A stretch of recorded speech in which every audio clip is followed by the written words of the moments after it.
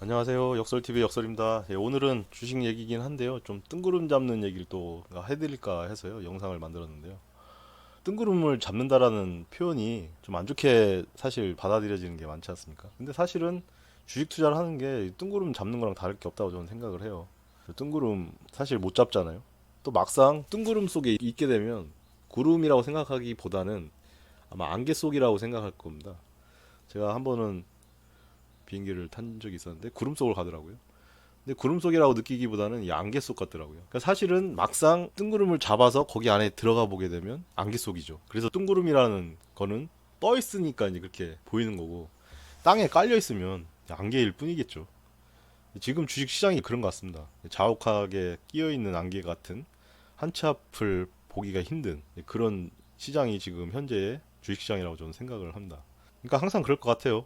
뜬구름을 잡아가면서 저기 가면 뭐가 좋을 것 같고 주식으로 저렇게 돈을 벌게 되면 그럴 것 같은데, 막상 들어와 있으면 안개와 같은 답답한 그런 곳일 수 있다라는 생각에 말씀을 이제 올릴까 합니다.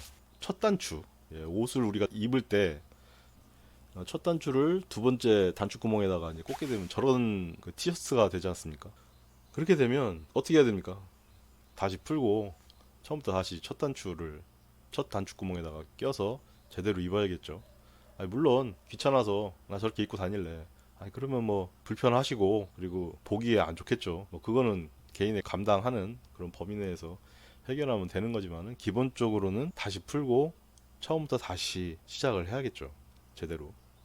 제가 이런 말씀을 드리는 게, 주식 투자하는 데 있어서 첫 단추가 무엇일까라는, 어떻게 보면 주식 투자의 정석과 같은 얘기를 하기에 앞서 추천해드리고 싶은 책이 현명한 투자자입니다. 저도 이것을 여러 번 읽어봤고, 그리고 지금도 가끔 가다가 제가 답답할 때 다시 또 읽는 책이기도 합니다. 근데 이게 재밌는 게요. 제목을 순서를 바꾸게 되면 투자자는 현명하다라는 말로도 얘기할 수 있잖아요. 저는 그런 것 같아요. 이 책을 읽고서 느낀 점이라고 하는 것은, 내가 현명한 건지 이게 현명하지 못한 건지 판단을 어떻게 할까라는 생각이 이제 들잖아요. 주식 투자를 하시면서. 그러면 내가 과연 투자자인지 내가 투기자인지 그걸 한번 생각을 해보십시오. 내가 투자자라고 생각이 들면 그건 현명한 투자가 되는 겁니다. 그래서 이런 뭐 역설적인 말도 안 되는 얘기를 드리지만은, 투자자인지 투기꾼인지 그 부분에서 주식의 정석이 성립이 됩니다. 이 책에 그 원래 책은 증권 분석이라는 아주 두꺼운 책이 있는데, 저도 지금 그거 갖고 있긴 한데 거진 라면 먹을 때 받침으로 쓰는 책이 돼버렸는데요. 그건 되게 어려워요. 용어도 어렵고, 그리고 뭐 예시 같은 것들이 다 미국의 그 과거 예시라 보니까 와닿지도 않고 보다 보면 그냥 졸립고 그런데, 이 책도 그거보다는 좀 쉬운데 저만 그런 느낌을 느꼈던 게 아닌가 보더라고요. 이제 미국 사람들도 그 당시에 그런 걸 느껴서 이제 이 벤저민 그레이엄이라는 이분이 그 증권분석이라는 책을 추려서 만든 책이 현명한 투자자입니다. 벤저민 그레이엄이라는 분이 되게 유명하신 분이잖아요. 워렌 버핏의 스승이기도 하고 가치 투자를 정립하신. 이제 그 당시 미국이 그때가 한국 지금 증시하고 좀 비슷했던 것 같다는 생각이 좀 들어요. 막 어지럽고 엉망이고 주식시장이 막 투기판이고 막 그런, 지금 뭐 한국 증시에 좀 문제점들 막 나오는 것처럼 되게 그런 게 좀 심했나 보더라고요. 이제 그때 가치 투자라는 것을 정립하신 분이에요. 그러니까 어떻게 보면 참 흙 속의 진주 같은 책이죠. 근데 뭐 어떻게 보면 나는 뭐 가치 투자 관심 없다, 뭐 단기적으로 투자를 하겠다 하시는 분은 대충 한번 읽어보시는 것도 괜찮지만은, 내가 정말 장기적으로 가치 투자를 한번 해보겠다라고 하는 분들은 아주 답답하고 지루한 책일 수는 있지만은, 이걸 한번 독파를 하고 습득을 확실하게 하시면 진짜 탄탄한 기초를 세울 수 있는, 첫 단추를 잘 끼우는 그런, 어떻게 보면 행위가 될 수가 있다고 저는 생각이 들고요. 그리고 지금 한국 증시가, 그리고 또 미국 증시도 많이 어렵죠. 그래서 대부분의 개인 투자자분들은 그 지금 주식 투자가 꼭 그 엉킨 실타래 같은 그런 느낌이 이제 드실 겁니다. 그런데 그 엉킨 실타래나 이게 무로스 길게 해서 막 대충 막 이거 처박아놨다가 다시 이제 또 쓰려고 해보면 이게 막 꼬여 있고 막 그렇지 않습니까? 그러면 이걸 그 꼬여 있는 데를 가만히 이렇게 찾아서 이렇게 가보면, 그 엉킨 실타래도 그렇고 꼬인 그 무로스도 보면 자기가 감아서 이렇게 자기 그 몸체라고 해야 되나요? 그 몸체를 감아서 이걸 붙잡고 있어요. 그래서 이제 꼬이는 건데, 근데 그것도 살살 풀어가지고 이렇게 풀리면 다 풀리지 않습니까? 그런 것처럼 결국에는 나의 지금 주식 투자가 엉켜 있거나 꼬여 있다고 하면 사실은 본인이 그렇게 만들고 있는 거고, 그리고 그렇게 지금 계속 거기에 집착을 하고 있는 걸 수도 있어요. 그러니까 그런 부분에서 지금 현재 시점으로 봤을 때는 내 주식 투자가 내가 과연 어떻게 지금 옥죄고 있고 이렇게 엉키게 만들었는지 복기를 좀 해보십시오. 그러면 그게 좀 풀리는 계기가 될 수가 있는데, 이제 그 도움이 될 책이 저는 또 피터 린치하고 존 로스차일드라고 하는 그분들이 이제 공동 저서죠. 전설로 떠나는 열가의 영웅. 그러니까 저는 이 책을 읽으면서 이제 그런 지금 현재의 그 잘못된 나의 투자 패턴이라든지, 그리고 내가 지금 투자 철학을 잡아주는 어떻게 보면 현실적인 해답책 같은 그런 책이라고 저는 생각이 들어요. 현명한 투자자라는 책은 과거 그리고 기초가 되는 아주 정석 같은 책이라고 한다고 하면, 이 책은 현재를 어떻게 헤쳐나갈 수 있는 그런 책이라고 저는 생각을 해요. 물론 현명한 투자자라는 책도 그 모든 과거, 현재, 미래를 관통하는 책이기도 하지만은, 실질적인 어떻게 보면 현재의 주식 투자 어떻게 할 건지, 뭐 분산 투자를 어떻게 할 거고, 그리고 부동산은 최소한 살 집 하나는 마련하고 주식 투자를 해라라고 하는 얘기들, 그리고 주변에 사람들이 어떤 재화를 사고 싶어 하는지 그런 심리, 그런 거를 가까이에 있는 와이프라든지 자녀들한테 캐치를 하고 서로 그런 캐치를 받을 수 있는 그런 관점, 그런 것들을 얘기해 주는 책이거든요. 저도 이거 책 본 지가 오래돼가지고 기억이 나는 거는 그런 정도인데, 더 많은 좋은 얘기들이 있으니까요. 한번 지금 꼬여있는 그 투자 그 현실을 한번 이 책으로 한번 좀 타파할 수 있지 않을까 해서 이렇게 말씀을 또 드리는 거고요. 그 다음에 이제 제가 말씀드리려고 하는 것이 거미줄입니다. 거미줄. 보통 개인 주식 투자자들을 개미라고 하지 않습니까? 근데 저는 개미가 되기보다는 거미가 되고 싶어하는 사람입니다. 무슨 뚱딴지 같은 소리냐면요, 거미는 저렇게 거미줄을 쳐가지고 먹고 살잖아요. 근데 저는 거미줄을 제 주식 계좌라고 생각을 합니다. 제가 뭐 질문 하나 드릴게요. 거미도 자기 거미줄에 걸릴까요? 안 걸릴까요? 네, 정답은 재수 없으면 걸린다가 맞다고 합니다. 저희 거미줄을 보시게 되면 이게 직선으로 이렇게 쫙 이렇게 뻗어 있는, 방사형으로 쫙 뻗어 있는 그 줄은 그 끈끈이가 없다고 합니다. 그런데 옆에 세로로 둥그렇게 번져 나가는 것처럼 돼 있는 거미줄은 끈끈이가 있는 줄이라고 합니다. 근데 거미가 저 끈끈이가 있는 그 줄은 안 타고 끈끈이가 없는 줄만 골라 타고 다닌다고 합니다.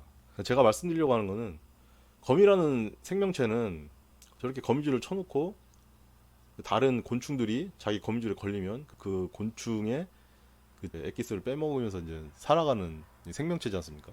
그런 것처럼 저도 거미줄 같은 주식 계좌를 제가 이렇게 만들어 놓은 거죠.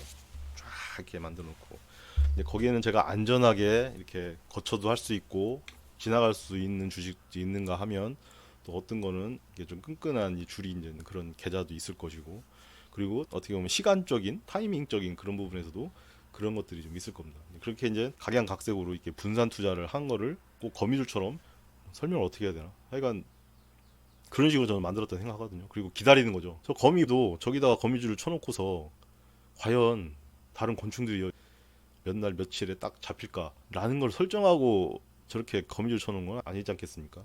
그러니까 확률이 높은 곳에다가 저렇게 거미줄을 치겠죠.